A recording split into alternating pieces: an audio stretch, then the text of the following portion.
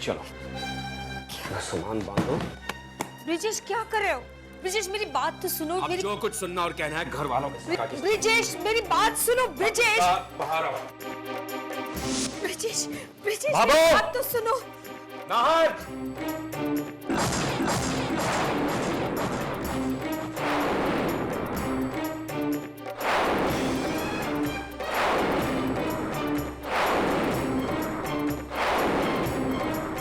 आओ और आकर अपनी आंखों से देखो कैसे इन्होंने एक बार फिर तुम सबका भरोसा तोड़ा है। मैं पहले से ही कहता था ना भाबो कि इनकी झूठी कहानियों पर विश्वास मत करो, मगर तुम सबकी नजरों में तो मैं ही गलत हूं ना। लेकिन भाई साहब बात क्या है? इन्होंने हमारी आंखों में धूल झोंकी, हमसे ये कहकर कि ये अंधी। ये अच्छी तरह से जानती थी कि हमें धोखा देने के बाद हम इसे सीधी तरह से तो इस घर में आने नहीं देंगे। इसीलिए हमारी हमदर्दी हासिल करने के लिए इन्होंने हमसे कह दिया कि इनकी आंखों की रोशनी खो गई है। मैं तो इन्हें देखते के साथ ही समझ गया था कि इनकी कहानियों में कितनी सच्चाई है, और आज मैंने इन्हें रंगे हाथों पकड़ भी लिया। ये अंधी नहीं है भाभो, ये देख सकती है।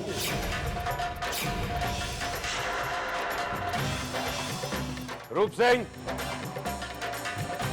हुकुम। सबको बताओ कमरे में क्या हुआ था। जी काकी साहब ने मुझे प्रसाद गोटे की माला और नारियल लाने को कहा और गिनकर 650 रुपये दिए।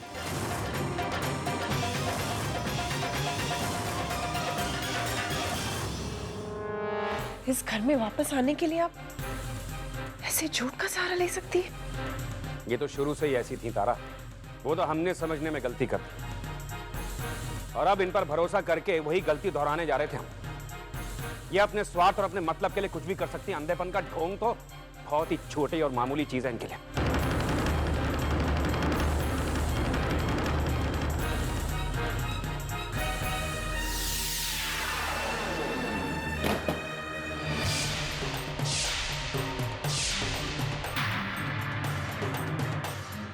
भाई साहब ये क्या कर रहे हैं? सब कुछ सुनने के बाद भी बताना पड़ेगा नार।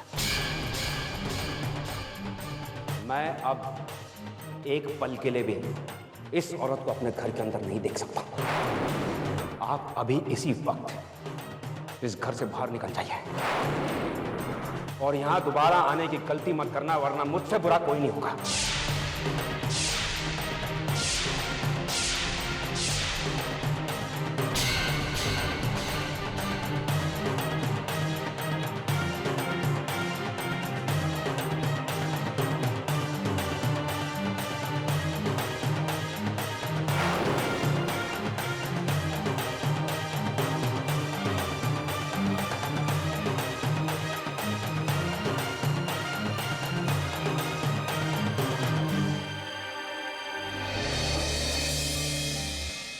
जाते हैं ब्रिजेश,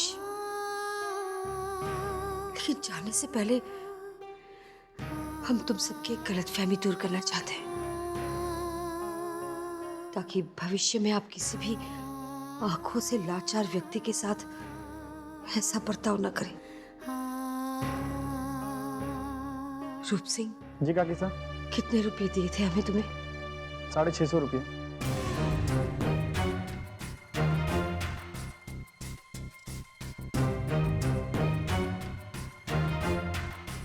ब्रिजेश, अपनी जेब से हमें 650 रुपये निकाल कर दो।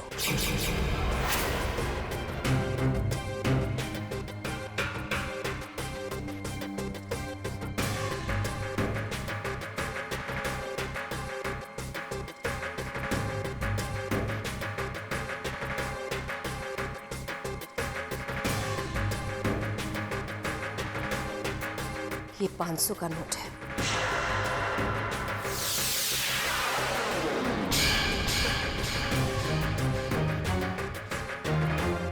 ये 100 का नोट है।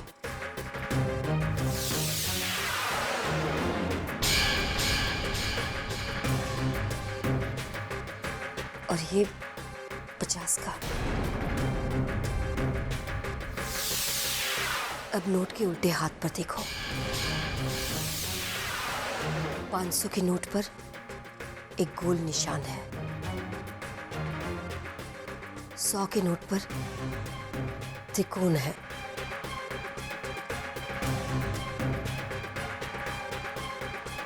और 50 के नोट पर चौकोन।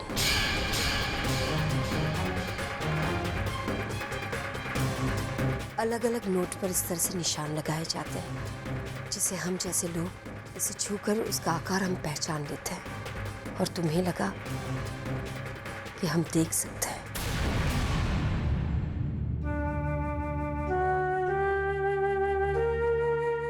हम जाते हैं।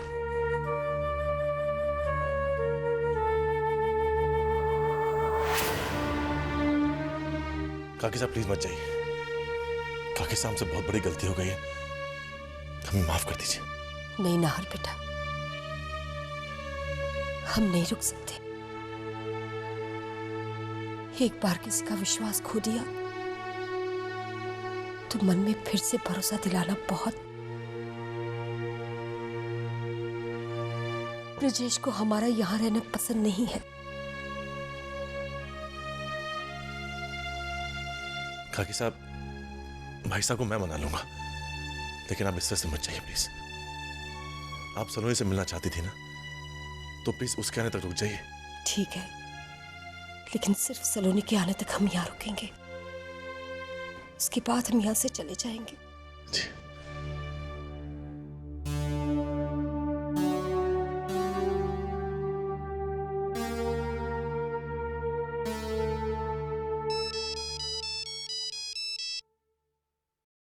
हेलो, मैं बोल रही हूँ। मैं कौन? अरे ले दे के तो एक ही तो दुखियारी है इस दुनिया में, उसे भी ना पहचाना। उफ, क्या किस्मत पाई है मैंने भी। अरे तेरे होने वाले बच्चे की माँ बदकिस्मत गिन्नी बोल रही हूँ मैं। ओह, बोलो, अब क्या हुआ? अरे ये पूछो सेठानी, क्या नहीं हुआ। मैं तो समझो घर से बेघर हो गई। मतलब ये सेठानी की मकान का किराया देना था। मकान मालिक बोल रहा है अगले 1 साल का किराया एक साथ लूंगा। कमबख्त। अब तुम ही बताओ सेठानी, 60,000 हमारी जैसी औरतों के लिए कोई मामूली बात होती है? हाँ। और ये मकान मालिक सड़क पर फेंक देने की धमकी दे रहा है मुझे। हाँ, अब तो लगता है तुम्हारी ये औलाद किसी फुटपाथ पे ही पैदा होगी। तुम वहीं रुको, मैं पैसे लेकर आती हूँ। और सुनो, जरा जल्दी आना। हाँ। इतने पैसे कहाँ से लाऊं? समर से मांगूंगी तो 1000 सवाल करेंगे वो। क्या करूं?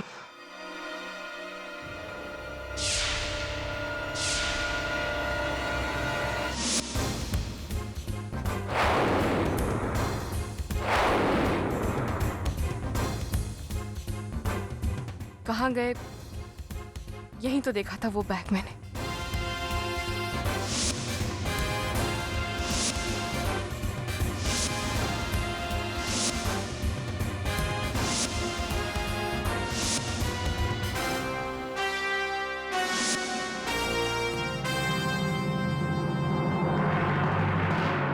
इन 60,000 से सबसे पहले तो उस गिन्नी का मुंह बंद करूं और उसके बाद बैंक जाकर ये पैसे वापस रख दूं।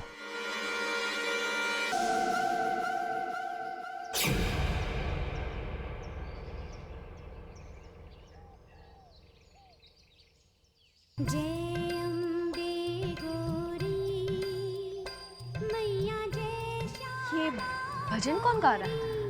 आवाज तारा भाभी की तो नहीं है, भाभो की भी नहीं लग रही, लेकिन आवाज कुछ जाने पहचाने से लग रही है। अरे तो इसमें इतना सोचना क्यों भाई? चलिए चल के देखते हैं अंदर ये नया भक्त कौन आ गया घर में।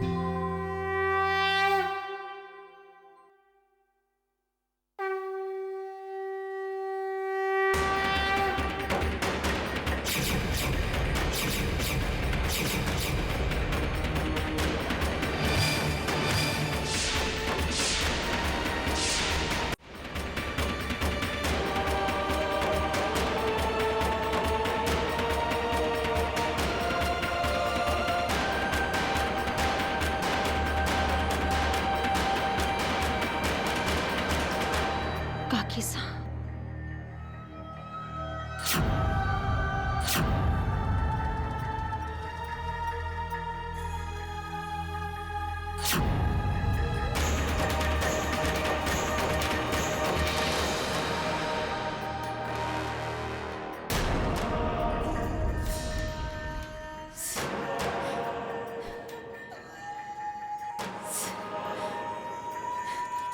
सलोनी, ये क्या? पाकिज़ा देख नहीं सकती? आओ आओ सेठानी आओ।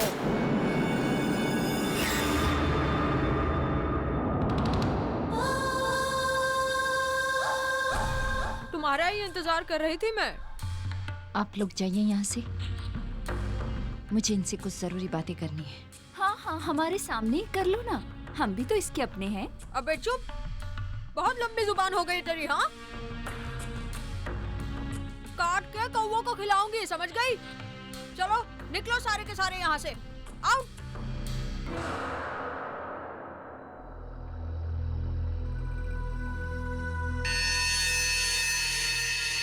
क्या करे सेठानी, यार दोस्त हैं अपने, कभी कभी हमारी भी महफिल जम ही जाती है। बैठिए ना हमारी महफिल में, आप भी आइए। Thank you. ये आखिरी बार मैं तुम्हें पैसे दे रही हूँ, अगली बार मुंह मत खोलना। हाँ, हम कहाँ मुंह खोलते हैं जी, ये कमबख्त बदकिस्मती ही मुंह खुलवा देती है, क्या करे। हाँ?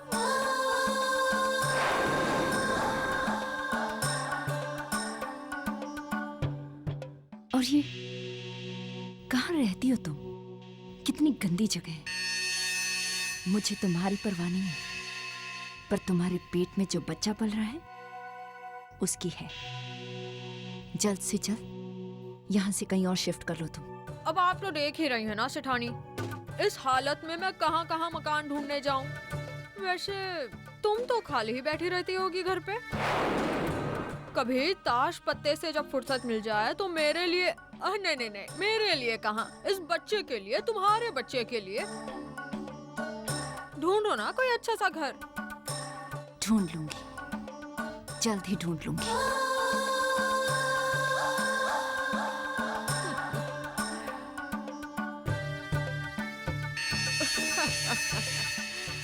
मकान ढूंढ लो, अब तो बहुत कुछ ढूंढ लूंगी मैं, एक एक करके। तुम्हें ढूंढ लिया तो सब आ जाएगा।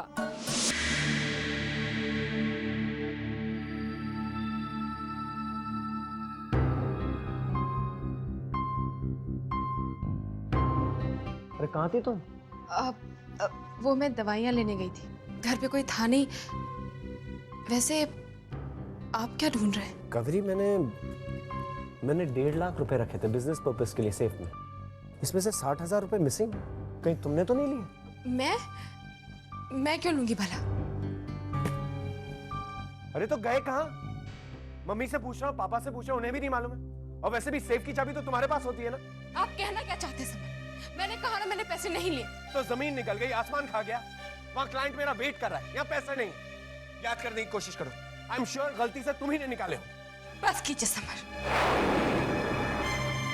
आप अपनी पत्नी पर चोरी का इल्जाम लगा रहे हैं।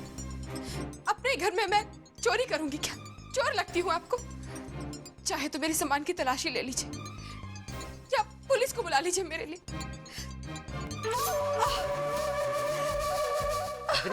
कावेरी, रिलैक्स रिलैक्स, आराम से बैठो बैठो बैठो बैठो बैठो।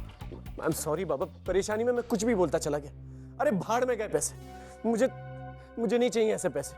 तुमसे ज्यादा और हमारे बच्चे से ज्यादा इंपॉर्टेंट नहीं। I am sorry Baba, please relax relax.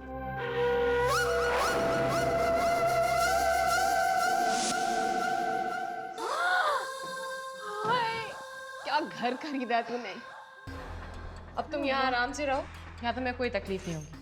लेकिन हाँ, अपनी उन घटिया दोस्तों को यहाँ का पता मत बताना, और आसपास किसी को अपनी पहचान बताने की कोई जरूरत नहीं। अरे वाह, ये अच्छी शराफत है तुम लोगों की। दूसरे का बच्चा पालने में कोई बुराई नहीं, कोई शर्मिंदगी नहीं, लेकिन माँ के बारे में किसी को कुछ नहीं मालूम होना चाहिए, है ना? चल चलती हूँ।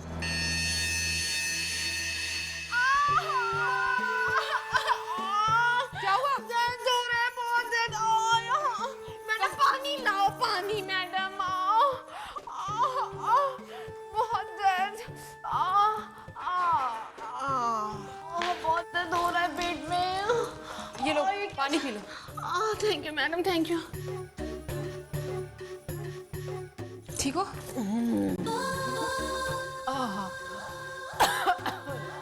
अब आराम लग रहा है मुझे। अब क्या हुआ? दर्द के मारे सर फटा जा रहा है मेरा। हाय माँ। मैडम जरा तेल मालिश करो ना, पोटली में तेल है, निकालो निकालो।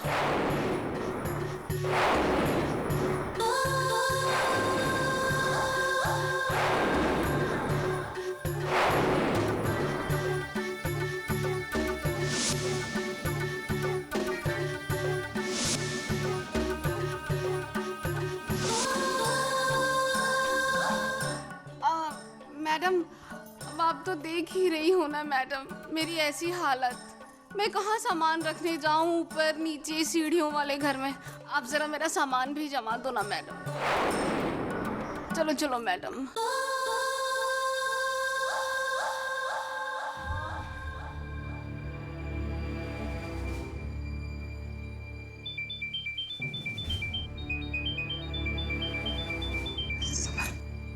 हाँ समर। हाँ कावेरी, अपना चेकअप करा लिया तुमने? हाँ वही हूँ, 2 मिनट और लगेंगे। ओके ठीक है, मैं बाद में फोन करता हूँ।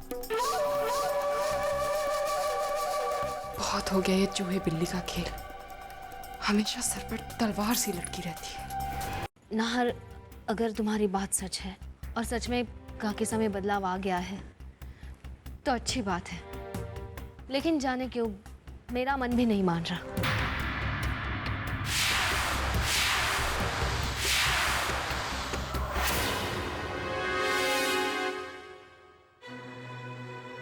नाहर, अब बस बहुत हो गया है। सलोनी आ गई है, काकी साहब से कहो कि उसे सॉरी कहे और फिर यहाँ से चली जाए।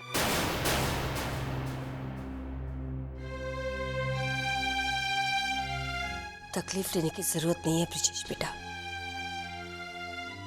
हम सलोनी का ही रास्ता देख रहे थे। सलोनी बेटा, अब तू आ गई है तो हमारा सामान बांधने का वक्त भी आ गया है। बस एक बार अपनी बहू से हाथ जोड़कर माफी मांगना चाहते हैं। एक बार सलोनी हमें माफ कर दे, उसके बाद हम यहां से चले जाएंगे।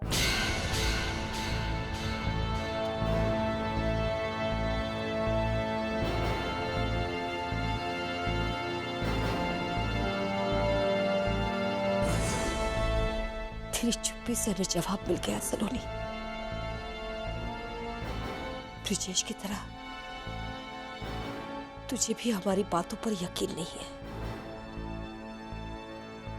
लेकिन फिर भी एक विनती करेंगे हम, हो सके तो हमारी गलतियों को भुलाने की कोशिश करना। माफ करना न करना तेरे हाथों में है। हम तो अब सिर्फ यही चाहेंगे कि तुम सब खुश रहो, सुखी रहो।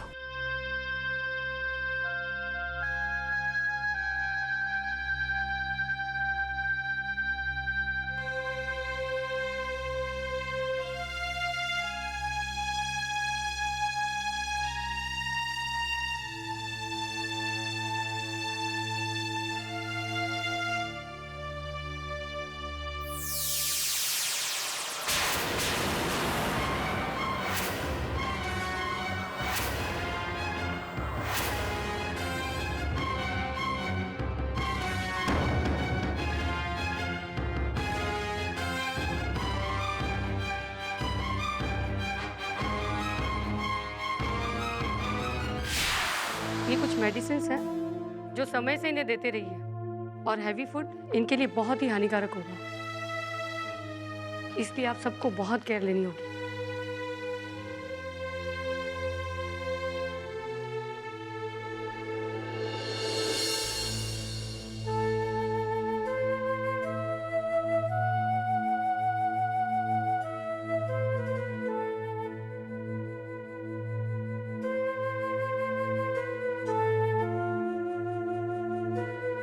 भाईसा, कमजोरी के इस हालत में काकिसा का यहाँ से जाना ठीक नहीं। आप कहें तो इनकी तबीयत सुधरने तक इन्हें यहीं रोक ले। इस औरत पर एक बार मैंने यकीन किया था सलोनी, आज तक पछता रहा हूं। और तुम अब इन पर तरस खाकर बहुत बड़ी गलती करने जा रहे हो।